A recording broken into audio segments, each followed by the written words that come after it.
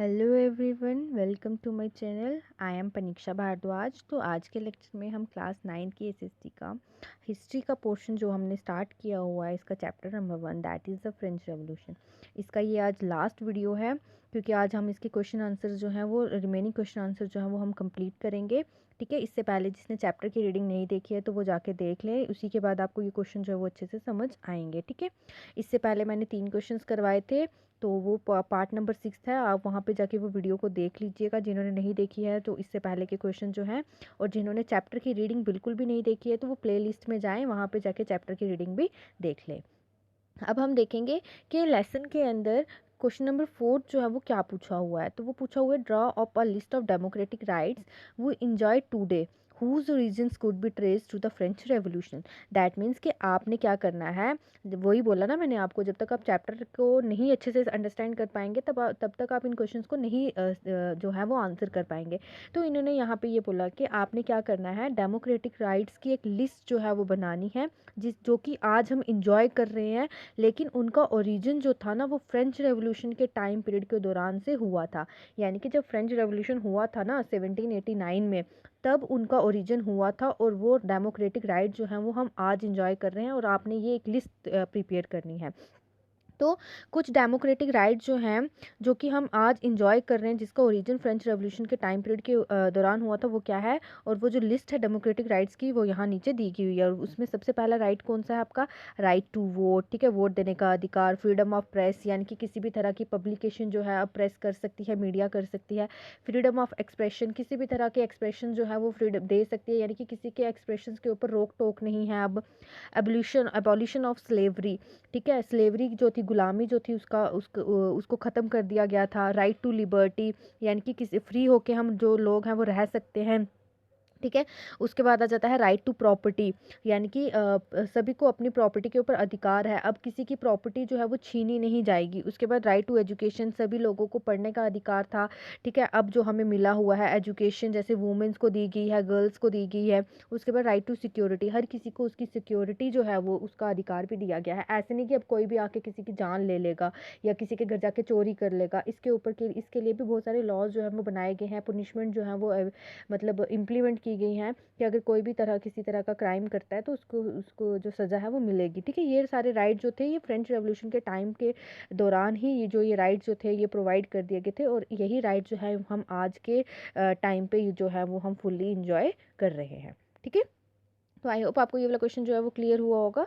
Next हमारे पास 5th question जो है वो पूछा हुआ है, would you agree with the view that the message of universal rights was beset with contradictions.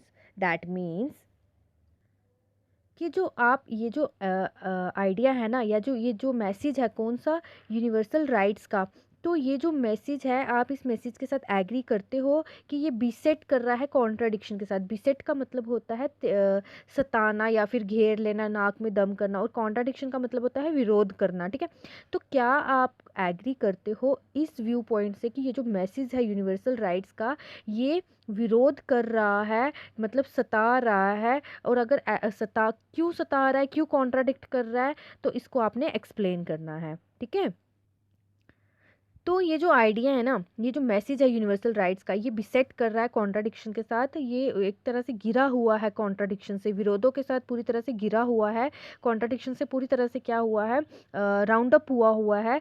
तो क्यों हुआ है वो भी हम आगे इसके एग्जांपल्स के साथ हम इसको समझेंगे।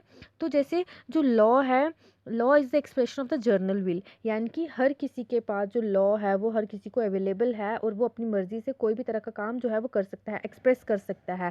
ठीक है, इलीगल काम नहीं, लीगल काम।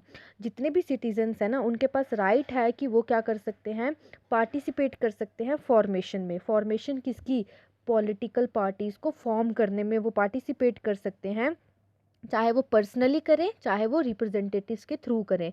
ठीक है, दैट मीन्स कि चाहे वो खुद अपनी पार्टी जो है उसको बनाए या फिर खुद अपनी पार्टी के अंदर किसी बंदे को खड़ा कर दें, उनके पास ये जो है वो राइट है, अधिकार है। इस लाइन में, इन दिस लाइन, ठीक है, इस लाइन के अंदर it is stated that every citizen, इस लाइन, ये जो अभी हमने लाइन पढ़ी ना, all citizens have the right to participate in its formation personally और थ्रू देयर रिप्रेजेंटेटिव्स। इस लाइन के अंदर क्या है, ये बताया हुआ है कि जितने भी सिटीजन्स हैं उनके पास राइट है कि वो पार्टिसिपेट कर सकते हैं लॉ के अंदर, यानी कि कानून के अंदर। ठीक है, that it is stated that every citizen has the right to participate in the law. However, only men above 25 years of age who paid taxes equal to at least 3 days of a laborer's wage were given voting right.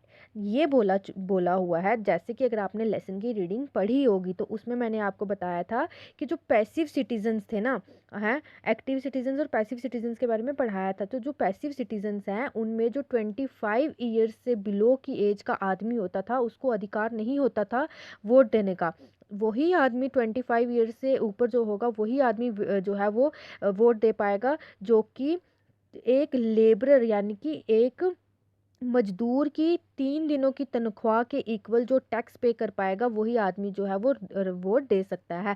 लेकिन इस line के अंदर ये चीज़ जो है ये बोली गई है कि किसी भी तरह का सिटीज़न जो होगा, चाहे वो 18 से अबव होना चाहिए, 18 से अबव होगा, चाहे वो पे करता हो, पे कर पाए वो टैक्स या ना पे कर पाए, फिर भी उसके पास अधिकार है कि वो क्या कर सकता है, वोट दे सकता है। लेकिन उस समय पे, कौन से समय पे, जब फ्रेंच रेवोल्यूशन चल रहा था तो उस समय पे वो वोट दे नहीं सकता था, क्योंकि उनको पैसिव सिटीजन्स के अंदर क्या कर दिया गया था, फॉल करवा दिया था।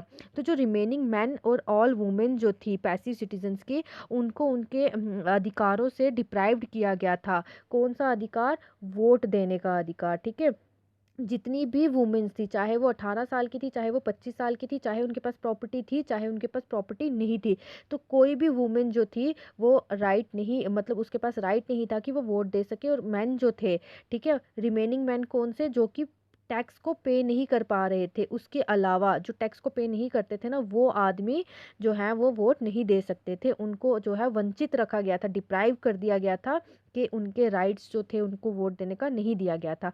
ये जो मैसेज है ना, यूनिवर्सल राइट का मतलब ही क्या है कि पूरे लोगों को अधिकार दिया गया है। ठीक है, ये जो मैसेज है यूनिवर्सल राइट का, तो ये यहाँ पे क्लियर नहीं है। ये इसीलिए जो है इसके ऊपर कॉन्ट्राडिक्शन जो है, विरोध किया जा रहा है इसका।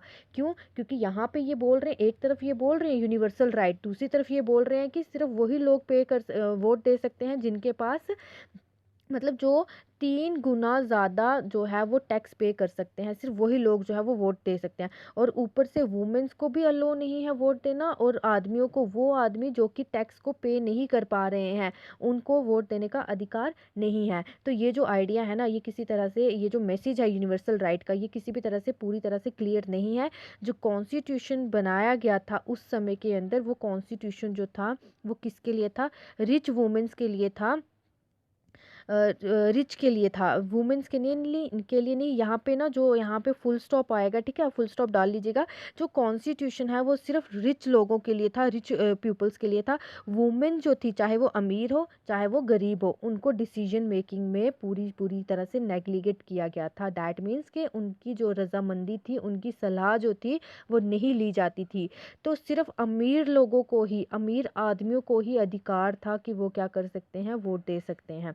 ठीक है, तो ये जो यूनिवर्सल राइट का आइडिया था या मैसेज था, ये पूरी तरह से क्या है, कॉन्ट्राडिक्ट जो है वो उसमें फॉल करता है, पूरा कॉन्ट्राडिक्शन से घिरा हुआ है। ठीक है, क्योंकि इसमें किसी भी तरह से पूरे अधिकार नहीं दिए गए थे। कुछ औरतें जो थी, कुछ आदमी जो थे, उनको जो था वंचित रखा गया था उनके अधिकारों से। तो इसलिए हम इस मैसेज से जो है वो एग्री करते हैं कि ये जो है ये कॉन्ट्राडिक्शन से घिरा हुआ है। अब हमारे पास आता है कि how would you explain the rise of Napoleon, इस यूनिट का लास्ट क्वेश्चन, कि कैसे आप ये चीज़ को एक्सप्लेन कर सकते हो कि नेपोलियन का राइज कैसे हुआ था। तो मैंने जैसे आपको पढ़ाया था लास्ट, जब हमने चैप्टर की रीडिंग लास्ट देखी थी, ठीक है, उसमें मैंने आपको नेपोलियन बोनापार्ट के बारे में भी बताया था। तो नेपोलियन बोनापार्ट जो थे ना, उन्होंने अपने आप को राजा घोषित कर दिया था, अपने आप को क्राउन कर दिया था, ताज पहना दिया था फ्रांस के, और वो राजा बन चुके थे। उन्होंने अपनी नेबरिंग कंट्रीज जो थी उनको जीतना शुरू कर लिया, उनके अगेंस्ट वॉर करके। ठीक है, मतलब वहाँ उन नेबरिंग कंट्री के साथ, पड़ोसी देशों के साथ उन्होंने युद्ध किए और उनको जीत लिया। वो खुद को मतलब अपने आप को वो एक मॉडर्नाइज़र देखते थे, यानी कि वो देखते थे अपने आप को कि वो क्या करेंगे, यूरोप को एक पूरा मॉडर्नाइज कर देंगे, बहुत अच्छे से बना देंगे। और इसके लिए उन्होंने बहुत सारे लॉज जो थे ना वो भी इंट्रोड्यूस किए, जैसे कि उन्होंने प्राइवेट प्रॉपर्टी के ऊपर प्रोटेक्शन प्रोवाइड कर दी, यानी कि अब कोई भी किसी की प्रॉपर्टी के ऊपर क्या कर सकता है, हमला नहीं कर सकता या छीन नहीं सकता। और साथ ही साथ में uniform system of weights and measures provided by the decimal system. ये मैंने आपको बताया था कि अगर 1 kg पैलिस के अंदर अंदर, यानी कि अगर चीनी जो है, ठीक है, ये एग्जांपल दे रही हूँ, शुगर जो है वो 1 kg की दी गई है राजा को, राजा के महल के अंदर, वही 1 kg की शुगर जो है वो बाहर भी दी जाएगी। दैट मीन्स कि 1 kg चीनी जो है वो समझ लो 50 रुपए की है, तो वो राजा ने खरीदी, 50 की राजा को मिली, वही 1 kg चीनी जो है वो 50 रुपए की बाहर लोगों को भी मिलेगी। इससे ज़्यादा प्राइस जो है वो हाइक नहीं किए जाएंगे। तो ये कुछ लॉज जो थे वो किसने इंट्रोड्यूस किए थे? नेपोलियन बोनापार्ट ने। फिर उसके बाद उसके जो मेजर्स थे ना, यही जो लॉज थे ना, वो एक रेवोल्यूशनरी आइडियाज़ को क्या कर रहे थे, ला रहे थे, जिसमें लिबर्टी और मॉडर्न लॉज जो थे वो यूरोप के डिफरेंट डिफरेंट पार्ट्स में भी क्या किए गए, इम्प्लीमेंट किए गए। लिबर्टी मैंने आपको बताया, फ्रीडम या आप बोल सकते हो फ्री, ठीक है।